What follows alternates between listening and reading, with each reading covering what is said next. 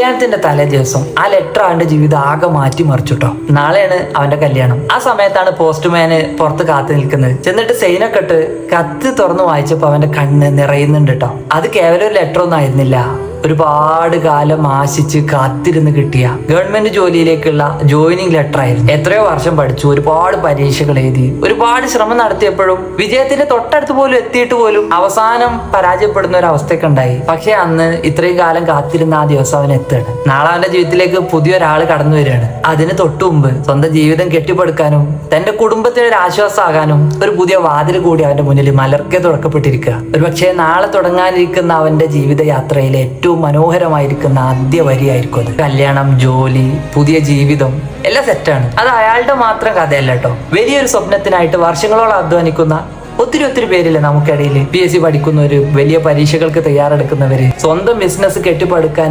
പെടാപാടുപെടുന്ന മനുഷ്യര്, ഇന്ന് ചെറിയൊരു തുടക്കത്തിൽ കാലിടറി പോകുന്ന ചില മനുഷ്യര്. അവരോട് ഈ കഥ പറയുന്നത് ഒറ്റ കാര്യമാണ്, ഇന്ന് കിട്ടാത്തത് ഒരിക്കലും കിട്ടൂല എന്നല്ല, നമ്മൾ അർഹിച്ചത് ജീവിതത്തിൽ ഏറ്റവും മനോഹരമായിരിക്കുന്ന മുഹൂർത്തത്തിൽ നമുക്ക് ലഭ്യമാക്കാൻ ദൈവം മാറ്റിവെച്ചതായിരിക്കാം. ഏതോ ശ്രമം അവസാനിക്കാത്തടത്തോളം കാലം നമ്മുടെ കഥയും അവസാനിച്ചിട്ടില്ല. അതിനൊരു ക്ലൈമാക്സ് ഉണ്ട്, അതുവരെ നമുക്ക് കാത്തിരിക്കാം.